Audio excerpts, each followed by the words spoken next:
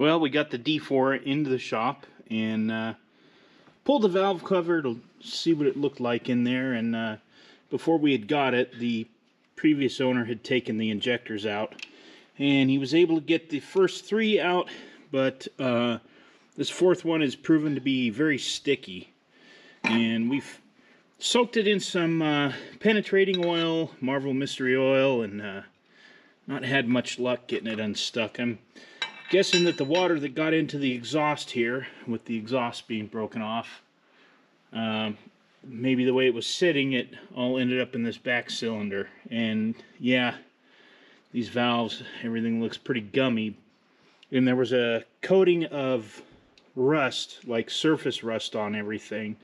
And when I first pulled the valve cover off, I thought, oh my gosh, what did we do? But upon looking at it a little further and soaking it in some penetrating oil, it turns out that there's a coating of like really crummy oil that caked on here, and underneath of it, it's clean steel. So that's not really pitted. It looks a lot worse than it did, and it cleaned up. And as you can see, it was kind of coated in that gummy oil, which probably may not be a good thing in the long run anyway, but what the heck, we're not going to farm with it. We just want to get it running. So today, I tried to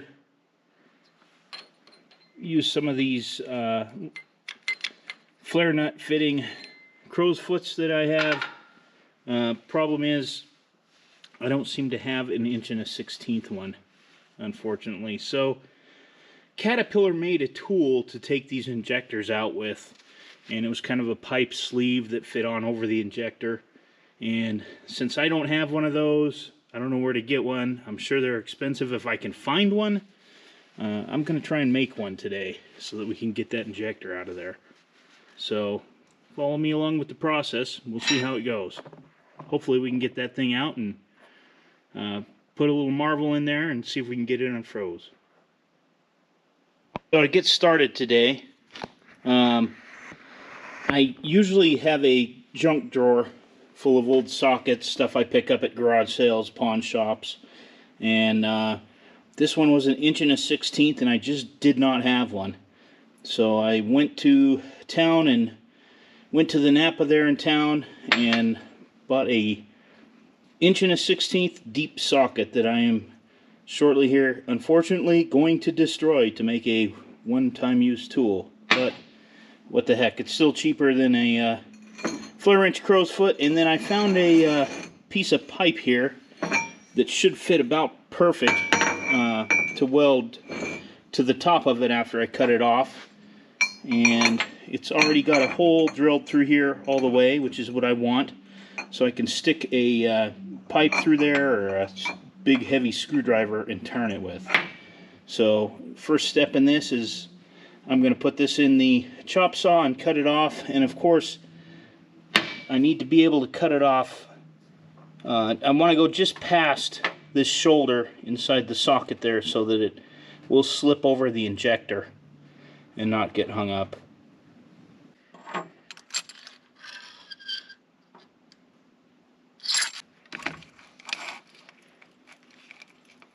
It was funny, when I bought this socket this morning, I asked the guy if he had a line wrench crow's foot, and he said no, not in that size. So my reply was, well, I'll go ahead and get this socket and I can cut it and make the tool that I need to make. And then I went up to the checkout stand and he says, well, I was going to tell you about the warranty, but since you're going to go home and cut it in half, no sense worrying about that. Anyway, what I was doing there was marking where I can cut it here and be up past this shoulder. Alright, got it shimmed up in there and nice and straight so I can get a good cut. Let's go ahead and destroy a brand new socket.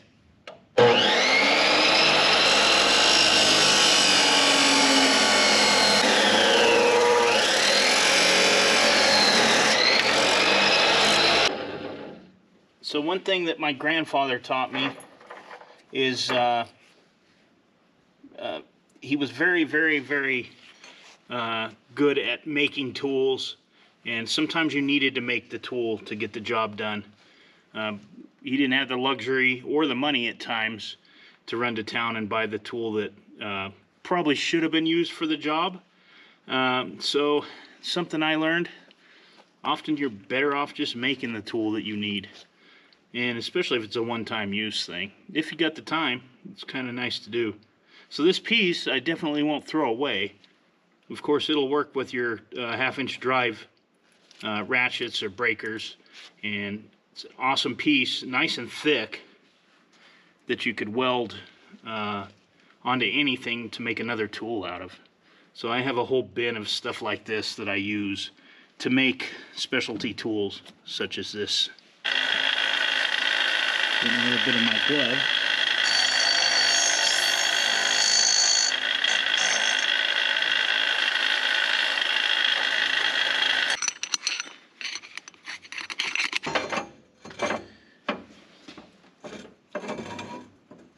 Got a dent in it right there. We're gonna cut it just the other side of the dent. So another trick with these you can do is weld a nut on top of these so that you can turn it with a regular open end wrench.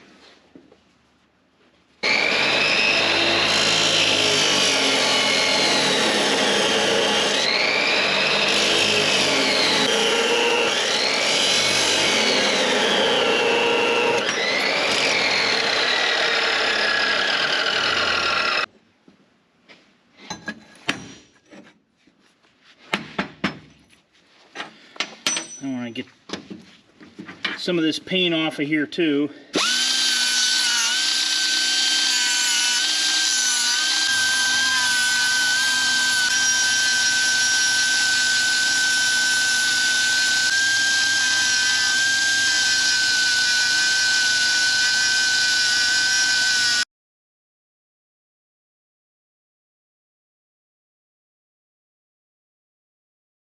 So I did a deep dive in the bolt bin, or the, as I like to call it, the bin of things I probably should have thrown away, but I'm glad I didn't right now. And I found a big, looks like an old lug nut off of a truck. And the plan is to weld that on the top. And I've already went over to the tractor and double checked that the rod going through here will clear after we weld this on here. And this will clear the top of the injector, so shouldn't have any issues there. Worst case scenario, I could always take it over on the drill press and drill it out. But I'm going to weld that on there so that we have an additional place we can throw a wrench on there, or an impact. Hopefully not an impact. But primarily I want to stick a rod through here and see if we can turn it that way. So I want to put all this together before I try to cut the slot out here for the fuel line in the socket part.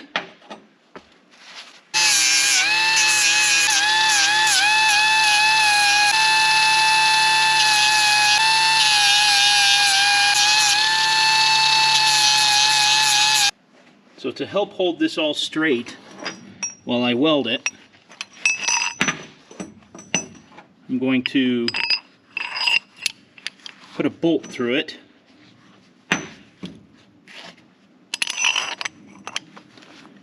And this way I can line it all up, put a washer on each end to hold it, and I can line it all up, and it'll help keep it straight and help keep it from deforming once I start putting heat to it. And of course when I weld it, I'm going to tack weld it evenly on all the sides around. But let me get this tightened up and get it straight. Okay, so I took it over in the bench vise, and that's about as straight as I'm going to get it. The pipe's not perfectly cut straight, but we're not doing rocket science, and I know it looks crooked because of the way the washer's on there, but yeah, just pulling an injector. We're going to cut this thing anyway. So I'm going to tack it a little bit, and then I'm going to true it up and see where we're at.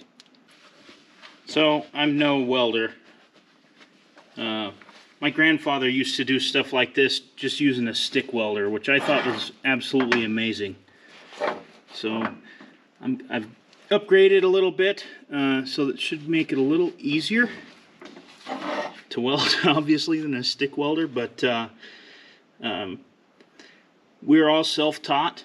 Our family was very independent, still is, and very self-taught, and we figure it out and learn how to do it ourselves. And the nice thing about that is, sometimes you learn from your mistakes, definitely, but we gain our independence that way. We stay independent. There's a school of thought right now in the world and society that you have to be trained to do anything. And I don't really fall into that camp. More power to you if that's how you are, but I prefer to learn on my own in a lot of cases. Absolutely, there's a lot of things that I'll seek out training, and that's where YouTube comes in too. I've learned a lot of things on YouTube, but most of what my family's done is just through trial and error, including making tools like this. And sometimes it was out of necessity, simply because we didn't have the money, we didn't have the resources, it was too far to town to get it, or you just couldn't get it. And in this case, I'm kind of falling into the couldn't get it camp. So I'm going to try and make one of these myself, and I imagine this technique would apply to just about any injector tool for any early Caterpillar machine or any other machine. So let's see. I'm going to tack it and take it back over to the vise and check it for straightness.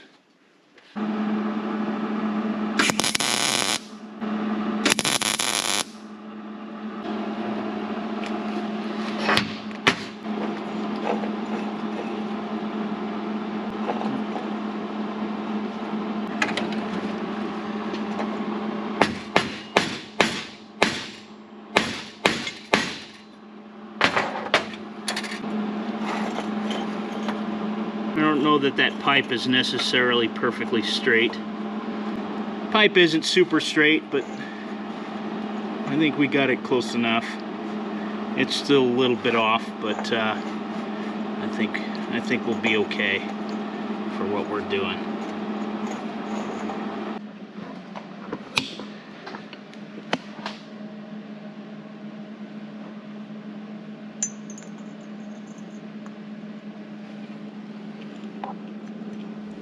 Oh yeah, I think we're gonna have tons of room in there to maneuver around that injector.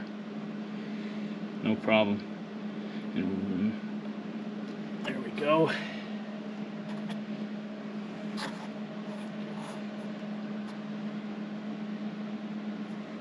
That pipe is bigger than the socket internal diameter, so not a big deal there.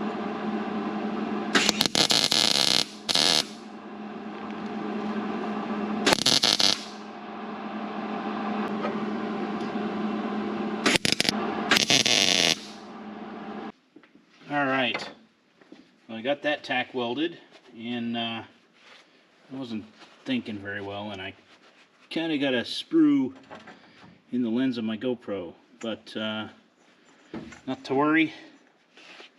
I got replacement lens, so I'm good to go. So I'm going to put my bolt contraption back together here to hold the nut on top.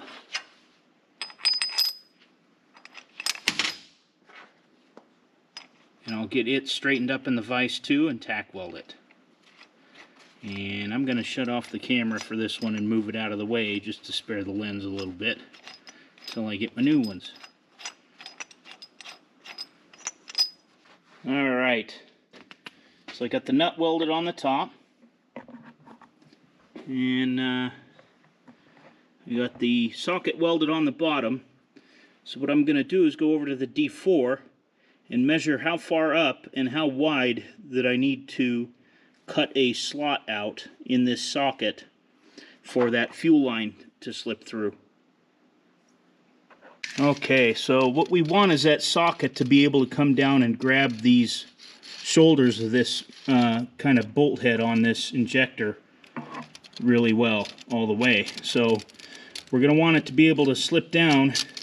This is showing about 1 inch to the top of that from this collar here, and this pipe is about, looks like 3/4 of an inch wide. So I'm going to cut it out a little bit more than that just to give it a little extra room.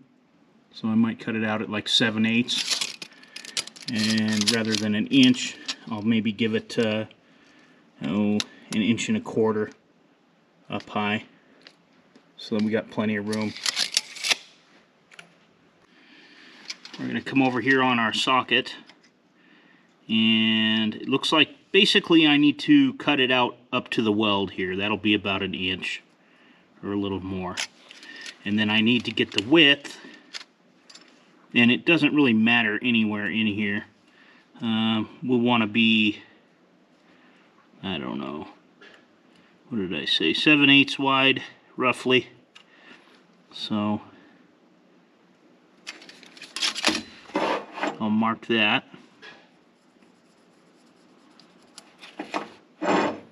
Just like so. And cut that out. And you can use an angle grinder or a die grinder. And then what I was going to do first is just take this over to the drill press, drill a pilot hole here, a pilot hole here. So I'll center punch these so that that bit doesn't walk, and then that will give me a stopping and starting point to cut this with the grinder through there. And that should give me my tool. I'm going to double check my measurement here. I think I wanted 7/8. Yeah, that should be good. Alright, here's number 2. Just for good measure.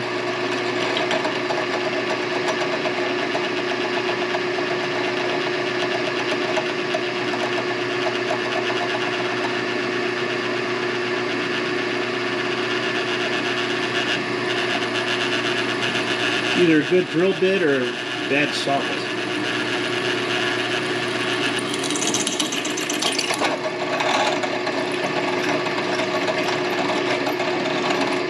My guess is the latter. So now using a cutoff wheel on an angle grinder, I'm going to make a cut here and connect those 2 holes that I drilled. And then I'm going to make, that's not a very good straight line. We'll make a cut here and one here.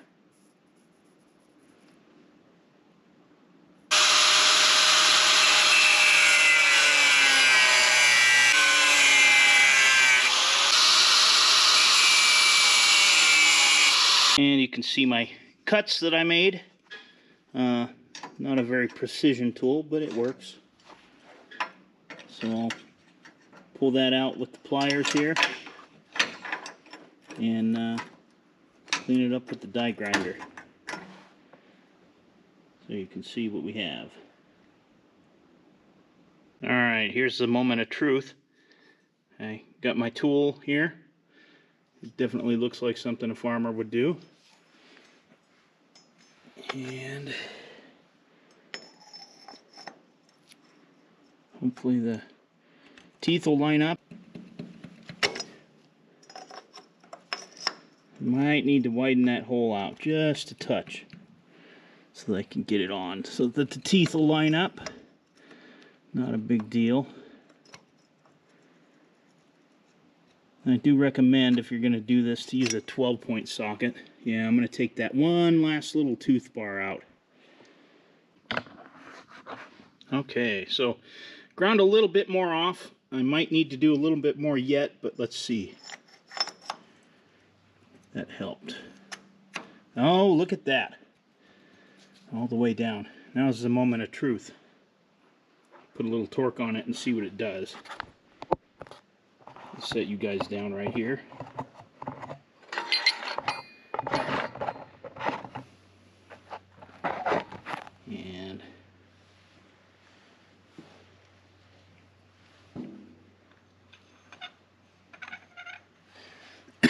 This thing's been soaking for about a week.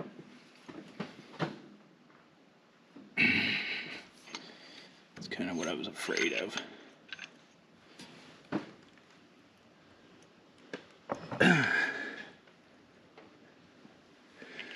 Well, it's been in my screwdriver, not the tool. Let me go get a wrench for the top, see what it does.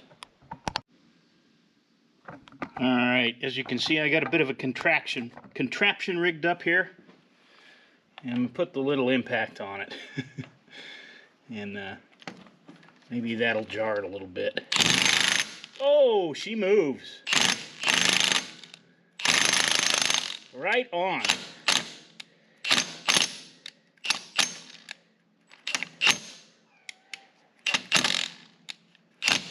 There we go. And one loose injector.